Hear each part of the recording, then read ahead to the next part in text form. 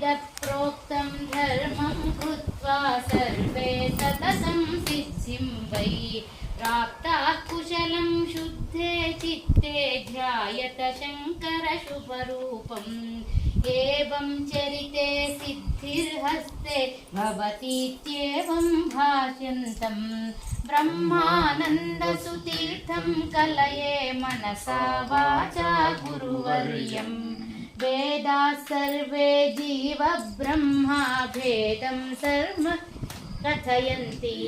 ब्रह्मा चाहं नान्यो मत्तो बोधः सर्वं गुरुवर्यात् तादृज्ञानं बोधितवन्तं स्वात्मा भिन्नं गुरुदेवं ब्रह्मानन्दसुतीर्थं कलये वाचा गुरुवर्यम् मन्दस्मितमृदुभाषणशीलं मन्दोद्धरणे कटिबद्धं मायातीतमनादिं सततं चिन्मयरूपं चिन्मानं मातुः कृपया सकला विद्या सम्प्राप्तः सन् विहरन्तम् ब्रह्मानन्दसुतीर्थं कलये मनसा वाचा गुरुवर्यम् मायारचितं सकलं दृश्यं द्वैतं तस्मात् दुःखं वै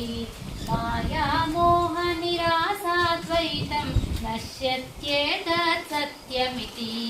मायामोहनिवारणनिपुणं माया शान्त्यै गुरुदेवम् ब्रह्मानन्दसुतीर्थं कलये मनसा वाचा गुरुवर्यम्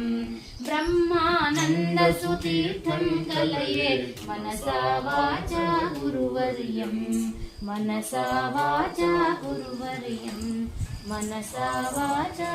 गुरुवर्यम्। गुरु ब्रह्मानंद तीर्थ स्वामी भगवान की जय।